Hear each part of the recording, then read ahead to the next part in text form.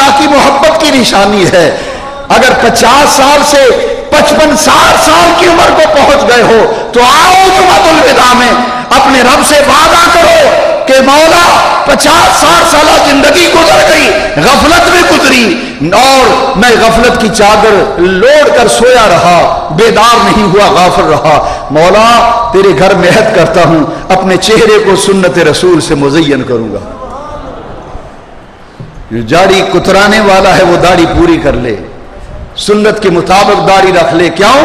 قبر کے اندر فقط ایک بندے کی نجات اس لیے ہو گئی. امام سیوطی فرماتے ہیں جب قبر میں رکھا گیا فرشتے سوال کرنے آئے، انہوں نے پوچھا ما کنت تقول فی حق ھذا الرجل، حضور کے بارے میں پوچھا ان کے بارے میں دنیا میں کیا کہا کرتا تھا. تو سرکار تشریف لے آئے، فرمایا دیکھتے نہیں اس نے چہرہ میری طرح بنایا ہوا ہے، میری سنت سے چہرہ سجایا ہوا ہے، جاؤ اس کو پوچھ لو. اب تو بال بھی سفید، اب کس کا انتظار ہے؟ اب وقت ہے، آؤ بدلو، سنت رسول سے چہروں کو مزین کرو، نمازی بن جاؤ اور اللہ کے فرما بردار بندے بن کر اپنے آپ کو اللہ کی غلامی میں، بندگی میں، طاعت میں دے دو اور رسول اللہ کی محبت کے سپرد اپنے آپ کو کر دو. دوستو بشر حافی آپ نے نام سنا ہے، شہر بغداد کا ایک شراب پینے والا، کاروبار بھی شراب کا ہے اور نشے میں مست و دھت ہو کر شراب پی کر گلی میں سے گزر رہا ہے. شرابی پرانا عیب کار گلی میں سے گزرا شہر بغداد میں سے. اچانک نظر پڑی کاغذ کا ایک ٹکڑا ہے، نظر پڑی تو دیکھا ہے اللہ. بعض روایات میں ہے بسم اللہ الرحمن الرحیم لکھا تھا، اللہ کا نام لکھا. شرابی ہے، شراب میں دھت ہے، اٹھایا کاغذ. شرابی تھا مگر تھا تو مسلمان. کاغذ اٹھایا، مٹی تھی، جھاڑا، جھاڑ کر چوما کاغذ کو، لفظ اللہ کو چوما، آنکھوں پہ رکھا، سر پہ رکھا اور اٹھا کر اونچی جگہ گھر میں رکھ دیا. اسی رات خواب میں شہر بغداد کے ایک ولی کامل کو حکم ہوا کہ آپ صبح بشر کے ہاں جائیے اور اس کو میرا پیغام دے دیجئے کہ بشر تو نے میرے نام کو بلند کیا، میں نے تیرے نام کو بلند کر دیا. تو نے میرے نام کی عزت کی، میں نے تجھے قابل عزت بنا دیا. تو نے میرے نام کا احترام کیا، میں نے تجھے لائق احترام بنا دیا.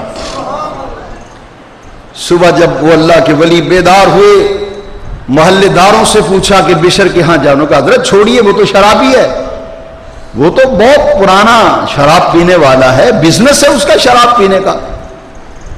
آپ نے کہا کہ غلطی ہو گئی، کوئی اور بشر ہوگا. دوسری رات خواب میں پھر اشارہ ہوا، فرمایا وہی بشر ہے، جاؤ اس کو جا کر مبارک دو، میرا پیغام دو. تو نے میرے نام کی عزت کی، میں نے تیرے نام کی عزت کی. تو نے میرا نام بلند کیا، میں نے تجھے بلند کر دیا. تو نے میرے نام کا احترام کیا، میں نے تیرا احترام کیا. دوسری رات خواب میں اشارہ ہوا، تیسرے دن پھر اشارہ ہوا کہ جا کیوں نہیں رہے؟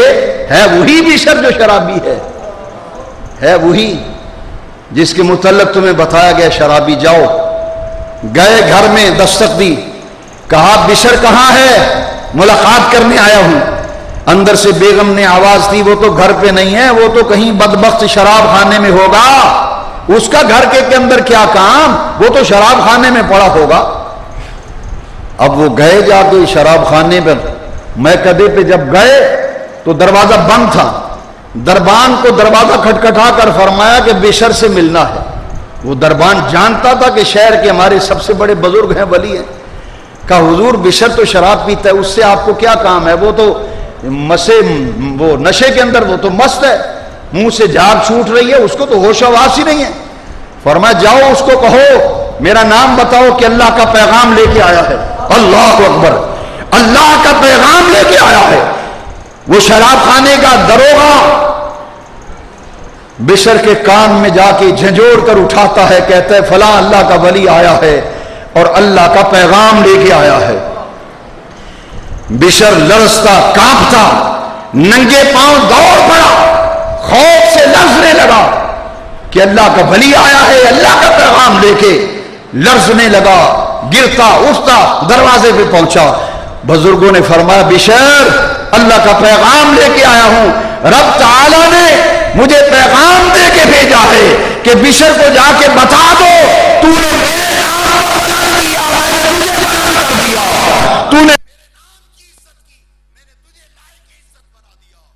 میرے نام کا احترام کیا، میں نے تجھے لائق احترام بنا دیا۔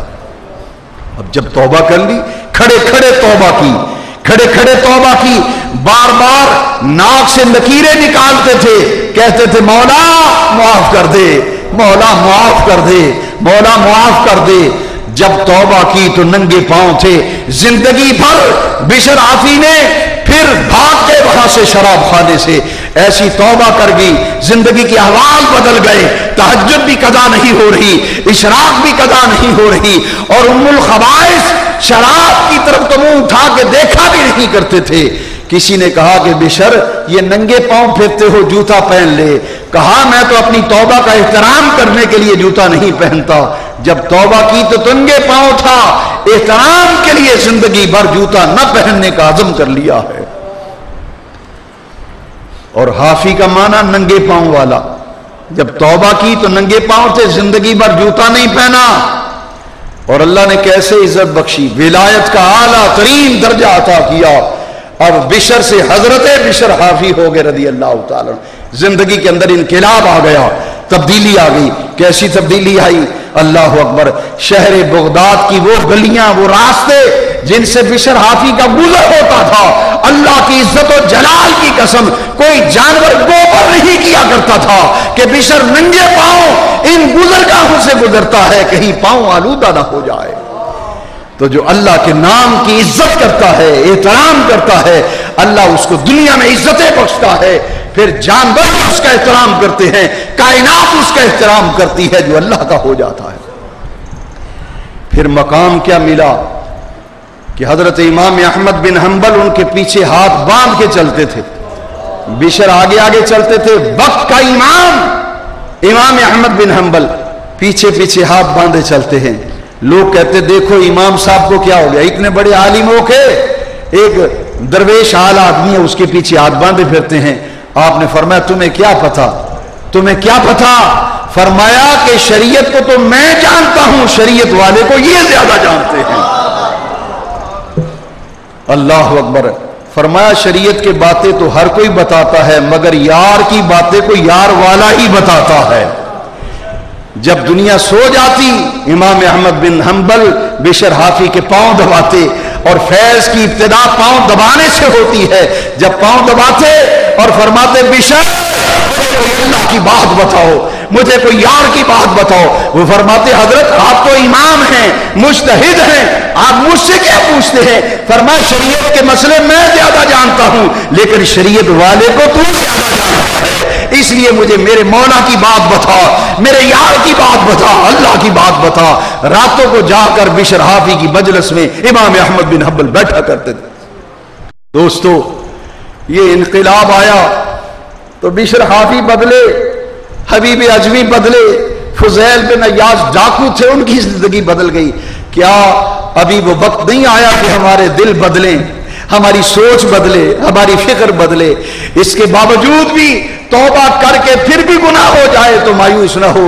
رب فرماتا ہے کہ تم جب بھی توبہ کرو اور میرے دروازے پہ آؤ، ظلم کرو، لیکن میرے دروازے پر جب بھی آؤ گے میرا توبہ کا دروازہ بند نہیں، یہاں لاکھ مرتبہ بھی توبہ کر کے توڑ کے آؤ گے تو پھر بھی کھلا ہے دروازہ، پھر بھی دروازہ کھلا ہے۔ تو قبل الموت، موت کے آنے سے پہلے دروازہ کھلا ہے، جب آؤ گے فرمایا یا عبادی الذین اسرفوا لا تقنطوا من رحمت اللہ ان اللہ یغفر الذنوب جميعا۔ آج کے دن عہد کرنا ہے کہ ایک مہینے کے لیے مسلمان تھے یا زندگی بھر کے لیے مسلمان رہنا ہے جی؟ فیصلہ آپ کر لیں کہ ایک مہینے کے لیے مسلمان بننا یا زندگی بھر کے لیے؟ ہاں، ایک مہینے کے لیے مسجد سے تعلق ہے، بس باقی 11 مہینے عیاشی کرنی ہے۔ وہ تو مالک فرماتا ہے تم جتنے بڑے بھی جرم کرو گے جب آؤ گے تو بخشنے والا تو میں ہی ہوں، جاؤ گے کہاں دروازے کو چھوڑ کر، آنا تو میرے پاس ہی ہے جی۔ تو اس کی رحمت بڑی وسیع ہے، جتنا بڑا جرم ہوگا اتنا بڑا کرم ہوگا۔ اللہ ہمیں توبہ کی توفیق دے۔ آخر دعوانا ان الحمد للہ رب العالمین۔